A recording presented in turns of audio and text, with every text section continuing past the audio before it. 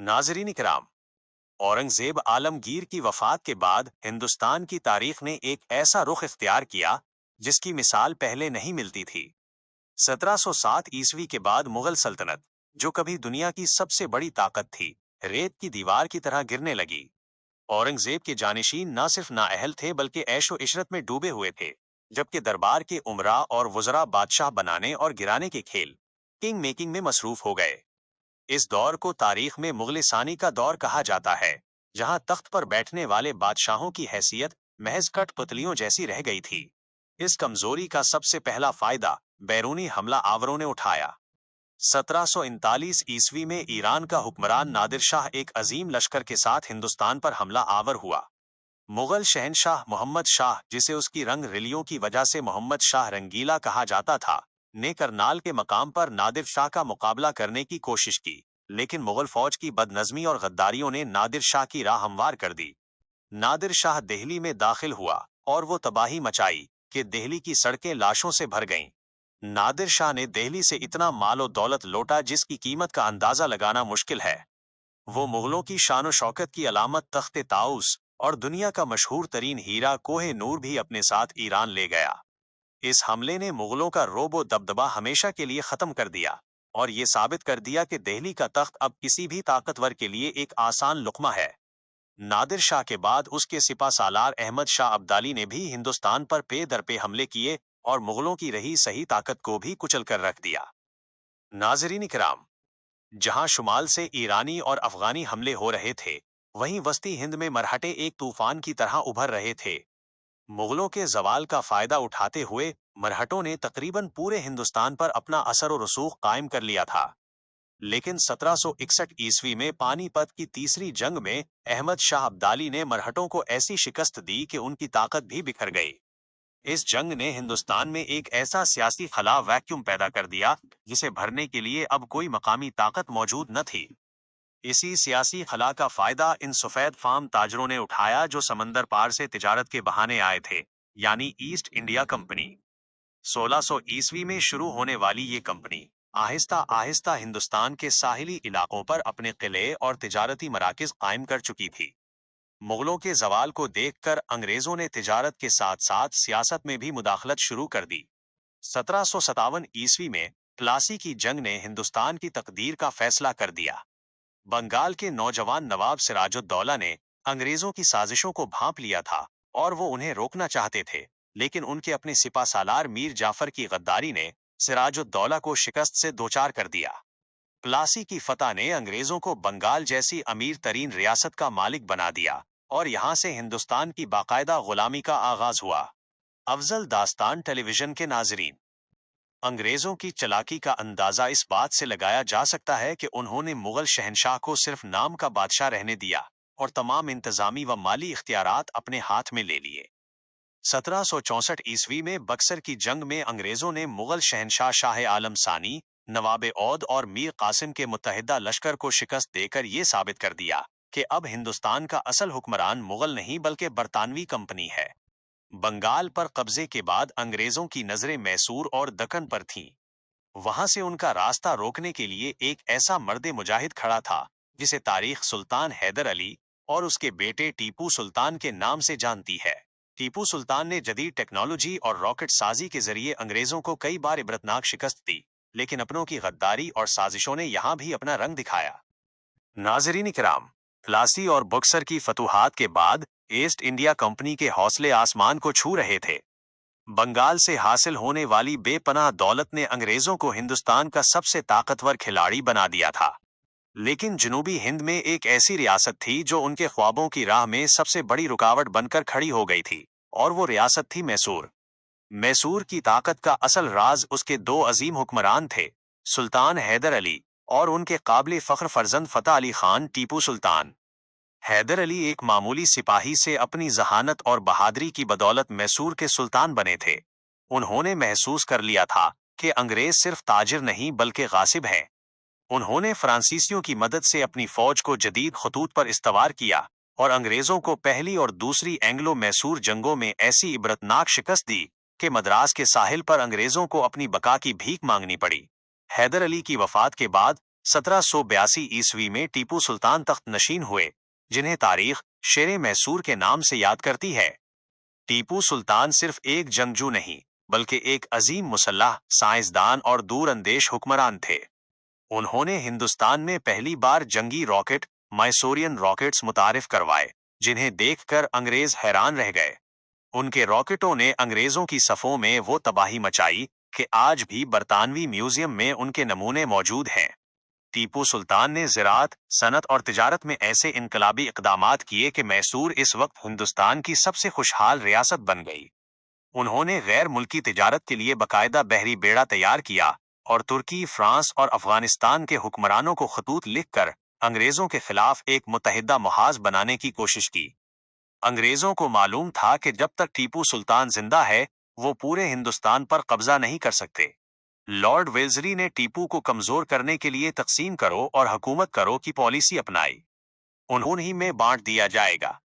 टीपू सुल्तान ने तन तनहा 3 बड़ी ताकतों, अंग्रेज, मरहटे और निजाम का मुकाबला किया, लेकिन अपनों की गद्दारी ने शेरे मैसूर के गिर्द घेरा तंग कर दिया। 1799 ईस्वी में चौथी एंग्लो मैसूर जंग शुरू हुई। अंग्रेजों ने मैसूर के दारुल हुकूमत सरंगापटम का मुहासरा कर लिया। टीपू सुल्तान के करीबी वज़रा और सिपा सालारों, खुसूसन मीर सादिक ने अंग्रेजों से साज़बाज़ कर ली और किले के एक खुफिया रास्ते का दरवाजा खोल दिया। 4 मई 1799 की वो मनहूस दोपहर थी जब शेरे मैसूर को मशवरा दिया गया कि वो किले से भागकर अपनी जान बचा लें, लेकिन टीपू सुल्तान ने वो तारीखी जुमला अदा किया जो रहती दुनिया तक गैरतमंदों का नारा बन गया: शेर की एक दिन की जिंदगी गीदड़ की 100 साला जिंदगी से बेहतर है। टीपू सुल्तान ने मैदाने जंग में आखिरी सांस तक मुकाबला किया और जामे शहादत नोश किया। जब अंग्रेज जनरल हैरिस को सुल्तान की लाश मिली तो उसने खुशी से नारा लगाया, आज से हिंदुस्तान हमारा है। टीपू सुल्तान की शहादत के बाद जनूबी हिंद में अंग्रेजों का रास्ता रोकने वाला कोई न बचा था। उन्होंने मैसूर को आपस में बांट लिया और हिंदुस्तान की आजादी का एक बहुत बड़ा सुतून गिर गया। अफजल दास्तान टेलीविजन के नाजरीन, मैसूर के जवाल के बाद अंग्रेजों की अगली नजर मरहटों पर थी। मरहटे जो कभी मुगलों के मुतबादल के तौर पर उभरे थे, अब दाखिली खल्फशार और आपसी लड़ाइयों का शिकार हो चुके थे।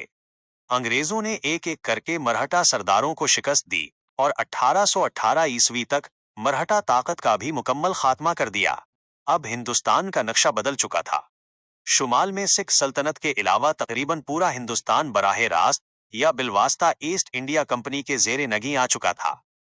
अंग्रेजों ने जहां तलवार का इस्तेमाल किया, वहीं उन्होंने मुआशी लौट मार का ऐसा बाजार गर्म किया कि हिंदुस्तान की सदियों पुरानी खुशहाली खाक में मिल गई। दस्तकारों के हाथ काट दिए गए, किसानों पर लगान का बोझ बढ़ा दिया गया और हिंदुस्तान की दौलत जहाजों में भर भर कर लंदन जाने लगी। इस जुल्मो सितम ने हिंदुस्तानियों के दिलों में नफरत की वो आग भड़काई जो आखिरकार 1857 ईस्वी की जंगे आजादी की सूरत में फटी। लेकिन इस बड़ी बगावत से पहले पंजाब में महाराजा रंजीत सिंह का दौर कैसा रहा और अंग्रेजों ने किस तरह बरसगीर के आखिरी आजाद कोने पर कब्जा किया? नाज़रीन इकराम, मैसूर के शेर टीपू सुल्तान की शहादत और मुरहटों की शिकस्त के बाद हिंदुस्तान के नक्शे पर सिर्फ एक ही बड़ी ताकत बाकी रह गई थी जो अंग्रेजों के सामने सीना सुपर हो सकती थी, और वो थी शुमाल में महाराजा रंजीत सिंह की सुख सल्तनत। रंजीत सिंह ने पंजाब, कश्मीर, लद्दाख और पेशावर तक एक ऐसी अजीम और ताकतवर रियासत कायम की थी जिसकी फौज जदीद यूरोपी तर्ज पर मुनज़्ज़म थी। अंग्रेजों को मालूम था कि जब तक रंजीत सिंह जिंदा है, पंजाब की तरफ आंख उठाकर देखना खुदकुशी के मुतरादिफ होगा। 1839 ईस्वी में महाराजा रंजीत सिंह की वफात के बाद पंजाब में इक़्तिदार की जंग शुरू हो गई। साजिशों और गद्दारियों ने इस ताकतवर सल्तनत को अंदर से कमजोर कर दिया। अंग्रेज जो बरसों से इस मौके के इंतजार में थे, 1845 और 1848 ईस्वी में सिखों के साथ 2 बड़ी जंगें, एंग्लो सिख वॉर्स लड़ी और आखिरकार 1849 ईस्वी में पूरे पंजाब पर कब्जा कर लिया। अब अटक से लेकर रास कुमारी तक पूरा बरसगीर बराह रास्त या बिलवास्ता ईस्ट इंडिया कंपनी के शिकंजे में था। इस तमाम अरसे में दिल्ली के लाल किले में मुगलों का आखिरी चिराग बहादुर शाह जफर एक ऐसी बादशाहत संभाले बैठे थे जिसकी हुदूद किले की दीवारों तक महदूद हो चुकी थी। बहादुर शाह जफर मुगलों की इस अजीम सल्तनत के वारिस थे जिसके एक इशारे पर कभी आधी दुनिया कांपती थी, लेकिन अब वो अंग्रेजों के वजीफा ख्वार बनकर रह गए थे। वो एक सूफी मनशे इंसान, बेहतरीन खत्तात और उर्दू के नामवर शायर थे। उनके दरबार में मिर्जा गालिब और ज़ौक़ जैसे असातिज़ा की शायरी की महफिलें तो सजती थी, लेकिन उनके पास वो तलवार नहीं थी जो अपनी सल्तनत का दिफा कर सके। अंग्रेजों ने जहां जमीनें फतह की, वहीं उन्होंने हिंदुस्तानियों के समाजी और मजहबी जज्बात को भी मजरूह करना शुरू किया। लॉर्ड डलहौजी की इल्हाक की पॉलिसी, डॉक्ट्रिन ऑफ लैप्स के तहत कई रियासतें जबरदस्ती छीन ली गईं। माशी तौर पर हिंदुस्तान को कंगाल कर दिया गया, कदीम तालीमी निज़ाम तबाह कर दिया गया, और ईसाइयत की तबलीग ने अवाम में ये खौफ पैदा कर दिया कि उनका दीन और ईमान खतरे में है। अफजल दास्तान टेलीविजन के नाजरीन, 1857 ईस्वी तक पहुंचते पहुंचते हिंदुस्तान के हर तबके में, चाहे वो किसान हो, जमींदार हो, आलमे दीन हो या सिपाही, अंग्रेजों के खिलाफ नफरत का लावा पक कर तैयार हो चुका था। इस नफरत को एक चिंगारी की जरूरत थी जो चर्बी वाले कारतूसों के वाक़े ने फराहम कर दी। ये अफवाह फैल गई कि नए कारतूसों में गाय और सूर की चर्बी इस्तेमाल की गई है, जिसने हिंदू और मुसलमान सिपाहियों दोनों के मजहबी जज्बात को भड़का दिया। 10 मई 1857 को मेरठ की छावनी से उस बगावत का आगाज हुआ जिसे तारीख जंगे आज़ादी 1857 के नाम से याद करती है। हिंदुस्तानी सिपाहियों ने अपने अंग्रेज अफसरों को कत्ल किया और दिल्ली की तरफ मार्च शुरू कर दिया। उन्होंने लाल किला पहुंचकर 82 साला बहादुर शाह जफर को अपना शहंशाह और हिंदुस्तान का असल हुक्मरान तस्लीम कर लिया।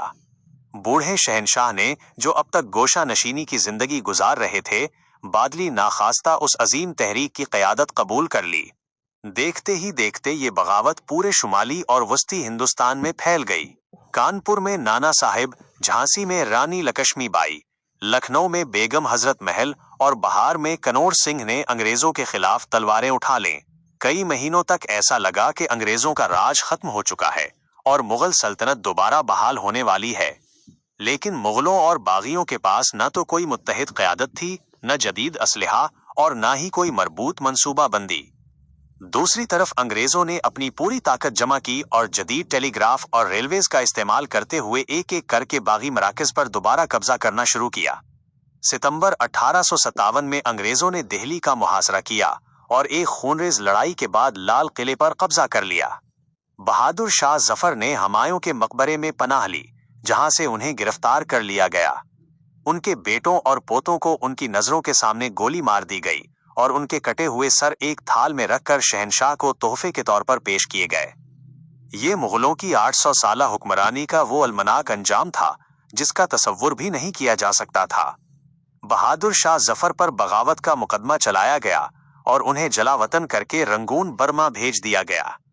वो शहंशाह जिसका नाम कभी हिंदुस्तान की अजमत की अलामत था, अपनी जिंदगी के आखिरी दिन गुर्बत और तन्हाई में गुजारने पर मजबूर हुआ। उनका ये शेर उनकी जिंदगी की पूरी दास्तान बयान कर देता है। कितना है बदनसीब जफर, दफन के लिए 2 गज जमीन भी ना मिली कोई यार में। अफजल दास्तान टेलीविजन के दोस्तों, 1857 की जंगे आज़ादी की नाकामी के बाद ईस्ट इंडिया कंपनी का खात्मा कर दिया गया और हिंदुस्तान एक बरतानवी नौआबादी बन चुका था। लेकिन क्या ये गुलामी हमेशा के लिए थी? किस तरह सर सैयद अहमद खान, अल्लामा इकबाल और कायद आजम ने सोई हुई कौम को जगाया और किस तरह तहरीके पाकिस्तान के जरिए दुनिया के नक्शे पर एक नया इस्लामी मुल्क उभरा। दास्ताने हिंद की अगली किस्त हम जिक्र करेंगे बरतानवी राज के काले कवानीन, हिंदू मुस्लिम कशमकश और आज़ादी की इस तवील जद्दोजहद का, जिसने 1947 में एक नई तारीख रकम की। अफजल दास्तान टेलीविजन के मुअज़्ज़ज़ नाज़रीन, तारीफ के झरोकों से झांकती ये कहानियां सिर्फ किस्से नहीं, बल्कि हमारे इस्लाफ की मेहनत और कुर्बानियों का निचोड़ है। हमारा मकसद उन सच्ची दास्तानों को आप तक पहुंचाना है ताकि हम अपनी जड़ों से बाखबर रह सकें। अगर आपको हमारी रिसर्च और मेहनत पसंद आई है तो बराह करम अफजल दास्तान टेलीविजन को सब्सक्राइब करके इस काफिले में शामिल हो जाएं। आपकी राय हमारे लिए मशाल राह है, इसलिए कमेंट्स में अपनी तजवीज़ और पसंदीदगी का इजहार जरूर कीजिएगा। इस वीडियो को शेयर करके उन लोगों तक पहुंचाएं जिन्हें तारीख से लगाव है। याद रखिए, आपका ताउन ही हमें इस तवील सफर को जारी रखने की हिम्मत देता है। अपना बहुत ख्याल रखिएगा। अल्लाह हाफिज।